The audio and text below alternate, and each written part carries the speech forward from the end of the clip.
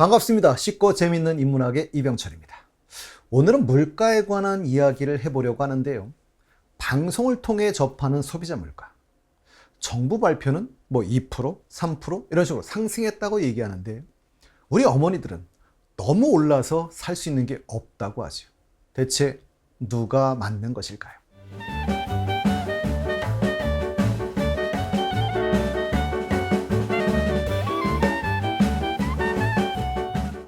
먼저 우리들이 자주 쓰는 말을 먼저 정리해보고 시작할까 합니다. 우리는 인플레이션이란 말을 많이 쓰는데요. 정확하게 물가와 인플레이션은 같은 말이 아닙니다. 인플레이션은 물가가 오르는 현상을 의미합니다. 그러니 인플레이션은 물가 상승을 의미하는 것이지요. 어떤 분들이 서울에 집세가 비싸고 땅값이 비싸기 때문에 서울의 인플레이션이 심하다고 이야기를 하는데요. 이건 맞는 말일 수도 있지만 맞지 않는 말일 수도 있습니다. 왜 그러냐면 물가가 높다와 물가가 오른다는 다른 말이기 때문인 것이지요. 물가가 높더라도 물가가 오르는 현상, 인플레이션이 발생하지 않을 수 있는 것이지요. 예를 들어 서울의 집세가 높더라도 몇 년째 제자리 걸음을 하고 있다면 물가 상승, 인플레이션은 없는 것이기 때문입니다. 인플레이션은 팽창이란 뜻인데요. 통화량이 팽창한다, 즉 늘어난다는 것이죠. 그럼 통화량이 늘면 물가가 상승합니다. 옛날에 수험생들을 가르칠 때 한 학생이 저한테 했던 질문이 불현듯 떠오르네요. 통화량이 늘면 물가가 오른단다 라고 했더니 전화를 많이 하는데 왜 물가가 올라요? 통화는 그런 통화가 아니고요. 유통되는 화폐란 뜻인 것이지요. 그러니 유통되는 화폐가 많아지면 돈의 가치가 떨어지는 것이지요. 그럼 상대적으로 상품의 가치가 올라가는 현상입니다. 뉴스에서 물가란 말 참 자주 듣지요. 정확하겐 물가 수준, 프라이스 레벨이라고 하는데요. 그러나 보통 우리가 그냥 줄여서 주로 물가라고 말하는 것이지요. 그럼 물가, 물건, 가격가니까 그러니 물건값입니다. 그러니 가격과, 근데 좀 조심할 건 가격과는 다른 표현입니다. 가격은 개별적 상품의 값이고요. 예를 들면 이 책 가격은 얼마죠? 이 의자 가격은 얼마죠? 이럴 때 쓰는 말이 가격입니다. 그럼 물가는 이런 개별적 상품의 가격을 종합하여 평균한 값을 물가라고 이야기하지. 예를 들어 책이 100원이면 이게 책의 가격이고 의자가 200원이면 이게 의자의 가격인데요. 이때 상품의 가격을 평균, 즉 책 100원, 의자 200원을 상품의 개수 2로 나누면 150이 되겠죠? 이게 물가인 겁니다. 물론 제가 지금 설명드린 건 단순 물가지수고요. 정부가 발표하는 건 가중치 물가지수인데요. 개별적 상품 중에 중요도에 따라 가중치를 부여해서 더한 것이죠. 이렇게 물가의 변동을 측정하기 위해서 기준연도를 정하고요. 이 기준연도의 값을 100으로 놓고 비교연도를 계산하게 되는데요. 이렇게 계산하는 게 바로 물가 지수입니다. 그러니 물가 상승률이라고 하는 것은 물가 지수의 상승률을 말하게 되죠. 만약 전년도 대비로 계산을 한다면 전년도 물가를 100으로 놓고 물가가 얼마나 올랐냐라는 건데요. 예를 들어 전년 대비 올해의 물가 지수가 103이 되었다면 3%가 오른 것입니다. 이런 물가지수에는 소비자 물가지수, 생산자 물가지수, 체감 물가지수, 근원 물가지수 이런 것들이 있는데요. 오늘은 우리가 모두 관심을 가지고 있는 소비자 물가지수를 중심으로 알아보도록 하겠습니다. 그럼 소비자 물가지수는 소비자가 사용하는 모든 물건을 가지고 계산하느냐? 아닙니다. 도시 가구의 월 평균 지출액 중에 10,000분의 1 이상이 되는 품목만 가지고 계산을 하죠. 그러니 해마다 달라질 수 있겠죠. 그러나 보통 대략 500개 품목쯤을 가지고 계산합니다. 예를 들어 도시가구의 월 평균 지출액이 200만 원이라면 그 중에 10,000분의 1, 200원 이상 쓰는 품목, 이걸 계산하는 건데요. 그건 대략 한 500개 정도가 된다는 뜻이겠죠. 그럼 소비자 물가가 1% 상승했습니다 라고 정부가 발표할 때 주부님들은 화를 냅니다. 아, 이것들이 시장에도 안 나가나? 물가가 얼마나 올랐는데. 옛날엔 10만 원이면 시장 다 봤는데 이젠 10만 원이면 살 게 없어. 반도 안 된다라고 하시는데요. 정부 발표와 우리 주부님들은 왜 이렇게 다르게 느끼는 걸까요? 이걸 체감 물가와 정부가 발표하는 소비자 물가는 왜 괴리가 발생하는 것일까요?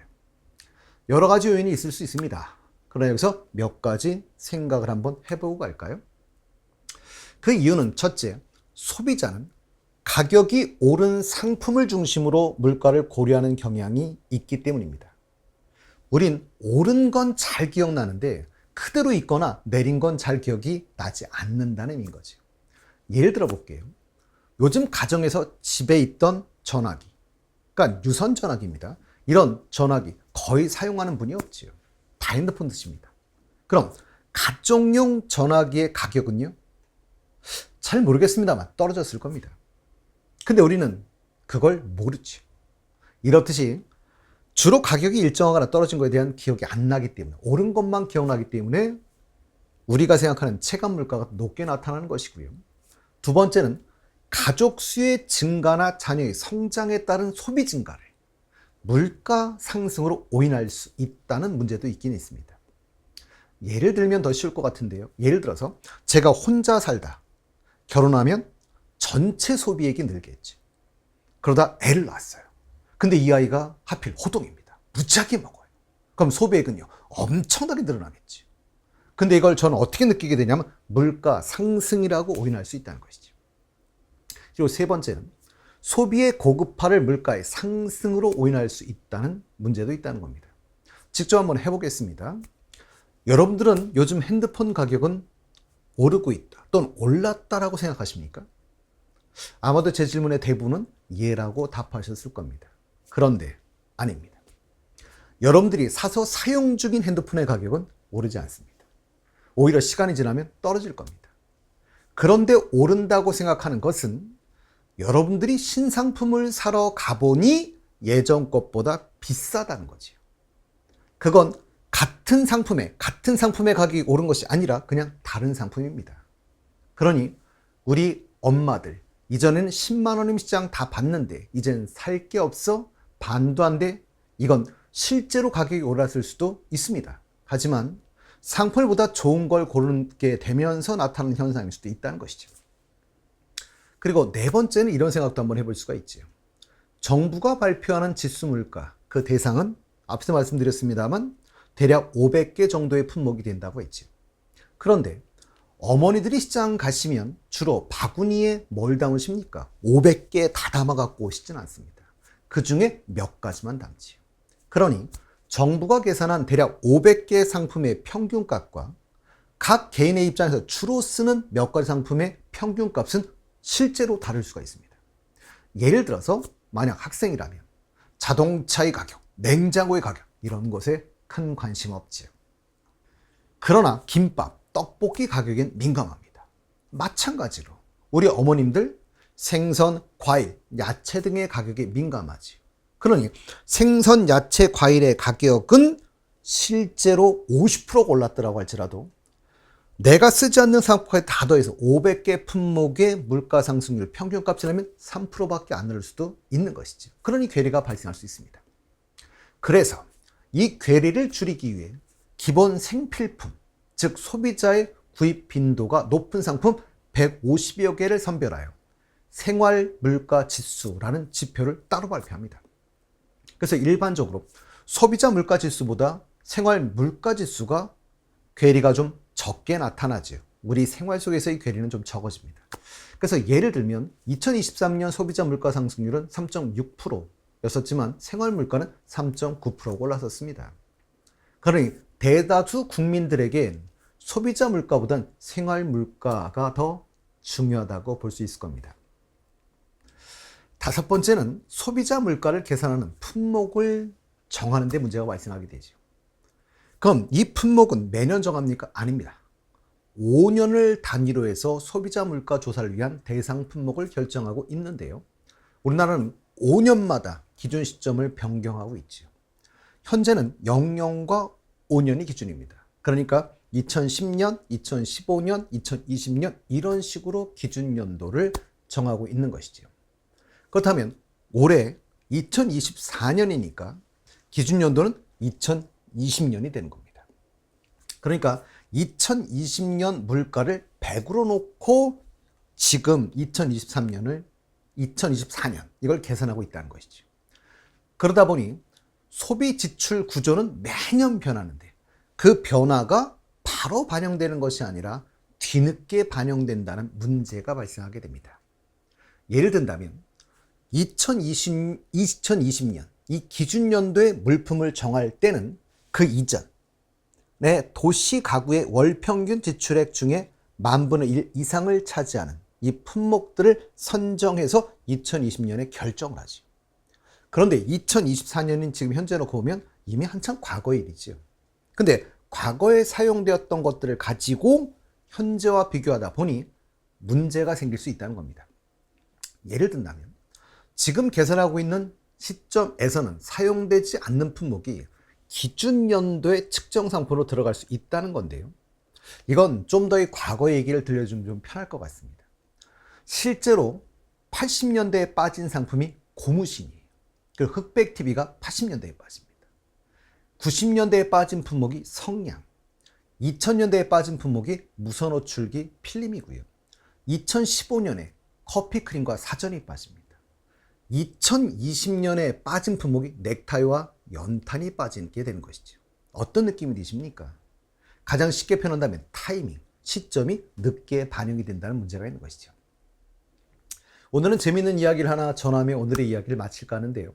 오리온 초코파이 1974년에 처음 시판되었는데요. 그때 가격이 50원이었습니다.